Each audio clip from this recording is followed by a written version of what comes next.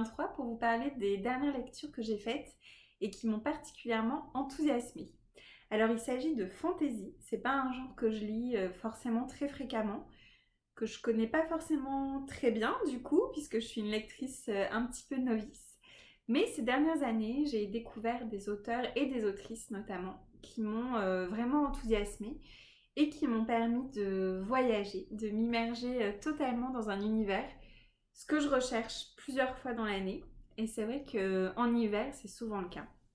Donc souvent, je lis plutôt des thrillers ou des romans historiques, policiers historiques, parce que je trouve que le côté enquête, le côté détail sur un univers, des actions, psychologie des personnages pour élucider une affaire est très très immersif. Et dans les deux romans de fantasy que je vais vous présenter, on retrouve tout à fait ça. Et ça me fait plaisir de pouvoir varier entre thriller et fantasy, parce que parfois le côté tueur en série, meurtre sanguinolent, psychopathe, bon, ça peut être un petit peu lourd.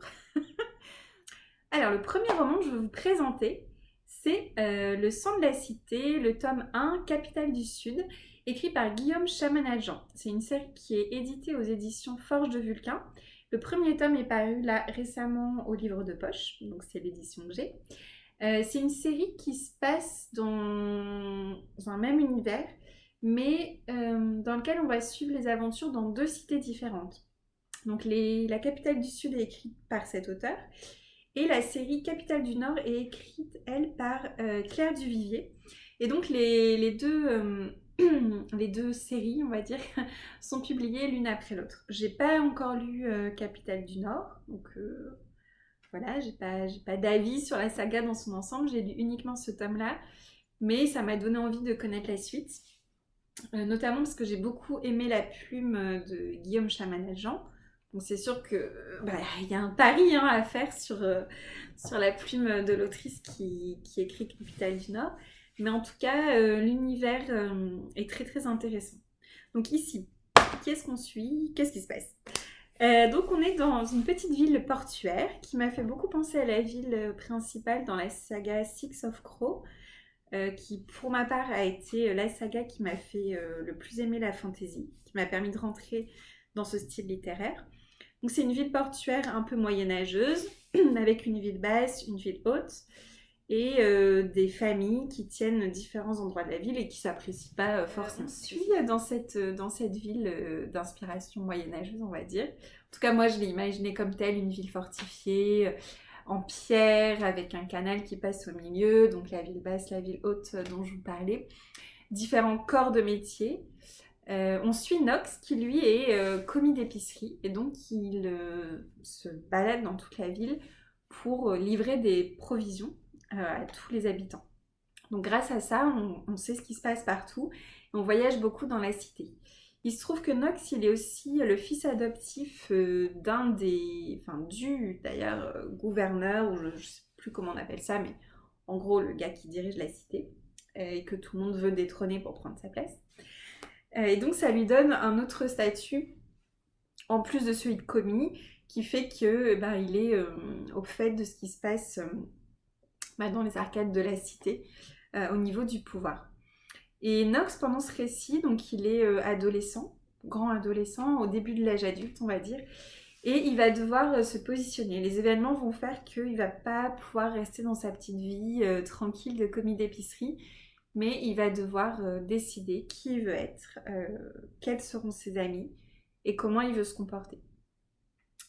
C'est ça qui rend le récit forcément intéressant, qui fait l'intrigue principale, on va dire. Après, il y a les intrigues de pouvoir entre les familles, il y a une espèce pas de malédiction, mais de prophétie, on va dire, autour de la ville et de Nox, qui crée aussi du mystère. Il y a toute une histoire... En fait, je vais pas vous dire, ça va vous spoiler. Alors, pourquoi j'ai aimé ce récit?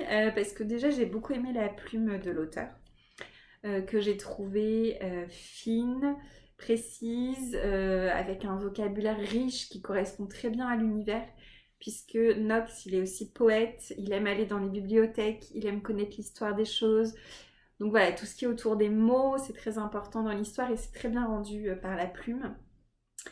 J'ai aimé le côté un peu huis clos de la ville portuaire aussi.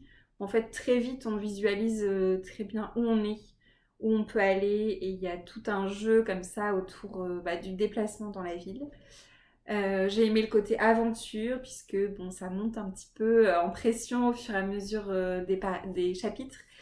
Et il y a du suspense, il y a des combats, il faut que les gens fassent preuve de courage pour avancer. Donc voilà, c'est très haletant. Et il y a une forme de fin à la fin de ce tome, qui moi m'a satisfait dans ma lecture. Je me suis pas tout de suite dit tiens, il faut que je lise la suite. Et en même temps, voilà, je continuerai, c'est sûr. Donc j'attends juste qu'ils soient tous édités au livre de poche. En tout cas, que la suite soit éditée au livre de poche, parce que j'aime bien avoir les livres dans la même collection. Mais si voilà, vous avez envie de vous les offrir en grand format, ils sont aux Forges de Vulcain avec cette même couverture. Et en tout cas, prendre le poche pour commencer, c'est une chouette opportunité de le découvrir pour moins cher forcément, et de se laisser embarquer. Et j'ai hâte de découvrir la plume de l'autrice, je retrouve son nom, Claire Duvivier, sur Capitale du Nord. Le deuxième roman que j'aimerais vous présenter aujourd'hui, c'est La fileuse d'argent de Naomi Novik. Vous avez peut-être entendu parler de cette autrice quand est sorti son livre Déraciné. Moi, je l'ai découvert en tout cas à ce moment-là. J'avais lu Déraciné, dont j'avais beaucoup aimé l'univers, la plume, l'héroïne principale qui était une jeune fille aussi dans un monde de fantaisie où il se passait plein de choses. Ce qui m'avait plus posé question, on va dire, c'était la relation amoureuse qui finissait par arriver, un petit peu comme un cheveu sur la soupe, moi j'avais trouvé, dans l'histoire, et qui n'était pas forcément utile, et qui, voire même, pouvait décrédibiliser le reste du propos. Donc voilà, ça m'avait un petit peu laissée questionnante, mais j'avais quand même envie de lire autre chose d'elle, puisque j'avais aimé son univers. Et j'étais très très contente de La fileuse d'argent. Donc La fileuse d'argent, qu'est-ce que c'est? C'est une histoire qui se passe dans un univers plutôt slave, russe. On est avec des prénoms de consonance slave. À part ça, on est dans la campagne pendant l'hiver.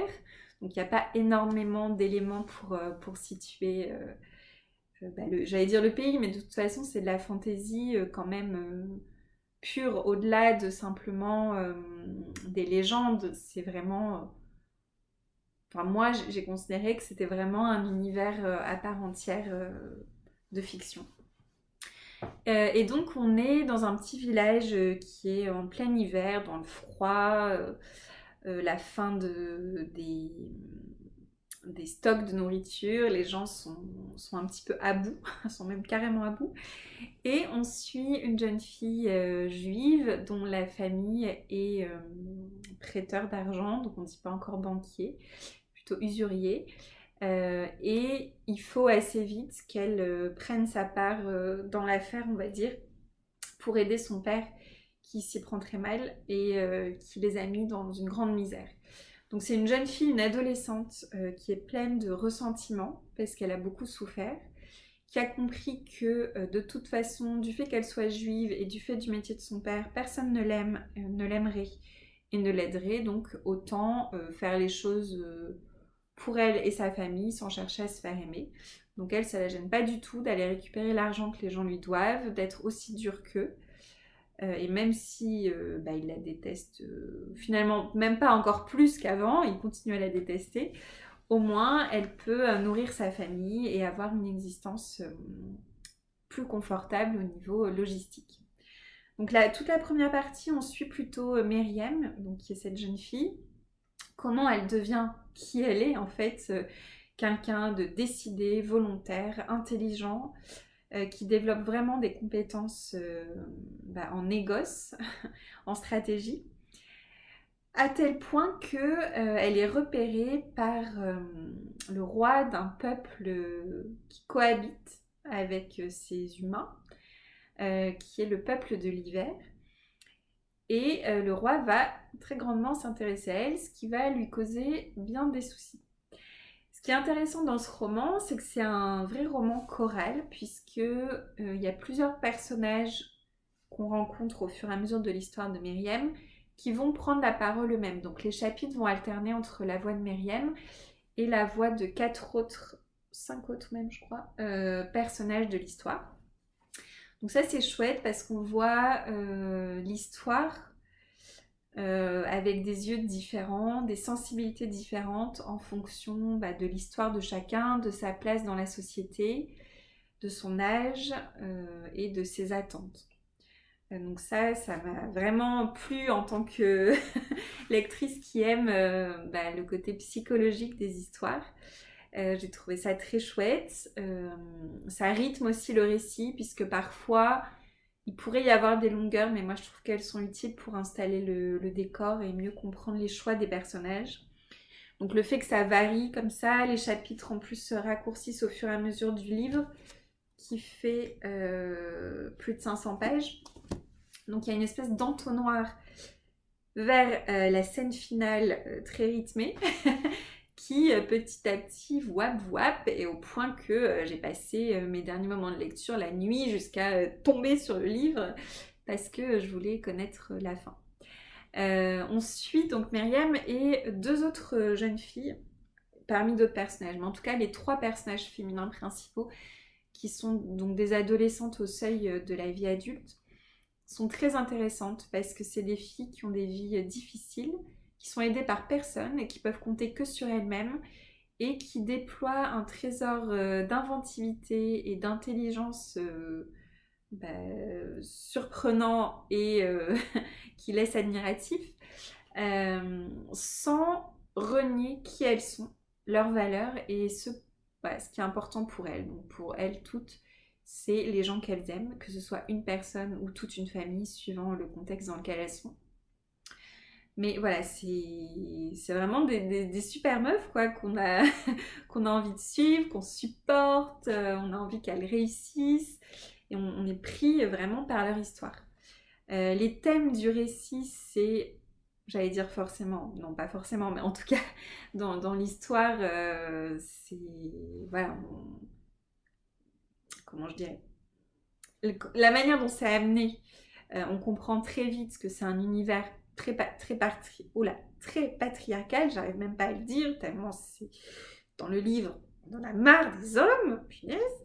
Mais en tout cas, elles subissent toute l'oppression du plus fort, en fait. Et dans cet univers-là, le plus fort, c'est l'homme, qui est pas tendre, qui les utilise, qui les martyrise. Et voilà, au milieu de ça, comment garder son humanité, comment garder une certaine foi en l'autre et des relations humaines quand même positives. Comment aussi passer de la méfiance à la confiance et comment comprendre aussi l'autre au-delà du masque qu'il a. Donc le masque, c'est soit le fait d'être différent physiquement, comme le prince de ce peuple de l'hiver qui est voilà, un peuple qui n'est pas humain, donc il est physiquement différent. Ça peut être quelqu'un d'une classe sociale différente, d'un sexe différent. Et comment passer au-delà de ça pour trouver en lui les points communs avec sa propre humanité, ses propres difficultés. Et donc là, c'est différent de Déraciné dont je parlais tout à l'heure. C'est-à-dire qu'on a une relation entre certains personnages qui au début sont dans une relation de maître à esclave, mais qui évolue. Mais ça évolue, j'allais dire de façon intelligente. En tout cas, on comprend l'évolution, puisque petit à petit, chacun des personnages va un petit peu ouvrir sa carapace et laisser passer des choses de lui ou d'elle qui permet de le comprendre. Et c'est ce que j'ai trouvé particulièrement intéressant dans ce roman. Et l'autre chose qui m'a plu, et ça m'a surpris que ça me plaise, c'est le côté romance. Voilà, les héroïnes sont des adolescentes. Et il y a des romances qui émergent au milieu de l'action, de l'aventure. C'est pas du tout une romance à la base, mais il y a aussi de l'histoire d'amour. Et Et je sais pas, je trouve que ça a rajouté au récit. Il y a vraiment plusieurs niveaux de lecture, il y a plusieurs types d'émotions qui sont transmises, ce qui fait que c'est très riche, très très riche vraiment. Et je vous dis, j'ai dévoré à la fin parce que je voulais tout le temps être dans cet univers et c'était parfait pour ce que je recherchais au moment des fêtes de Noël, quelque chose de très immersif. Et ça, vraiment, c'est la plume de Naomi Novik qui crée ça. Et l'univers, en fait, qu'elle déploie. Alors, l'univers de fantasy en tant que tel, il est pas. Il est pas. Comment j'allais dire? Il est pas compliqué, hein, c'est-à-dire que c'est un village dans un univers qui paraît un peu slave, russe, au milieu de l'hiver. C'est un monde où il n'y a pas les technologies actuelles, donc là aussi on pourrait imaginer peut-être le Moyen Âge, et, ou la Renaissance, admettons. Et il y a un peuple qui vit parallèlement sur ces terres, qui lui est un peuple complètement inventé, féerique. Mais voilà, au-delà de ça, il n'y a pas d'éléments de fantaisie fort, il ne va pas y avoir une carte de cet univers, des noms de métiers différents, etc. Non, c'est assez proche de notre univers.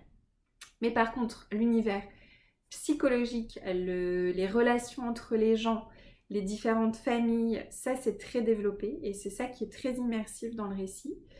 Et puis bah, comme ça se passe en hiver, j'ai envie de dire, c'est à lire maintenant ou jamais, non, mais en tout cas, c'est très agréable de le lire en hiver. Et quelqu'un disait sur une chaîne Booktube que c'était comme un conte, et c'est tout à fait ça en fait. L'écriture lente aussi crée ce sentiment d'avoir quelqu'un qui vous raconte quelque chose, peut-être devant une cheminée. Voilà, il y a le côté transmission, donner les informations petit à petit, poser les bases d'un élément, et au fur et à mesure que vous lisez, vous visualisez la maison où vit Myriam, son village, la contrée, la ville voisine où elle va commercer, puis dans cette ville, là où vit une autre des personnages qu'on découvre et qu'on va suivre petit à petit. Bref, c'est vraiment... les bases sont posées petit à petit et l'univers se déploie sous vos yeux jusqu'à que vous y soyez totalement bien, que vous puissiez y vivre toutes les aventures qu'on vous propose d'y vivre. Et j'ai beaucoup aimé. Voilà pour ces deux lectures de fantasy. En ce moment, je lis un petit peu de BD, donc c'est possible que mon prochain retour de lecture soit de la BD. Sinon, ce sera en fonction de mes envies du moment. Donc je peux pas encore vous dire voilà, quels seront les prochains romans dont je vous parlerai. Je vous dis à très bientôt en tout cas. Au revoir.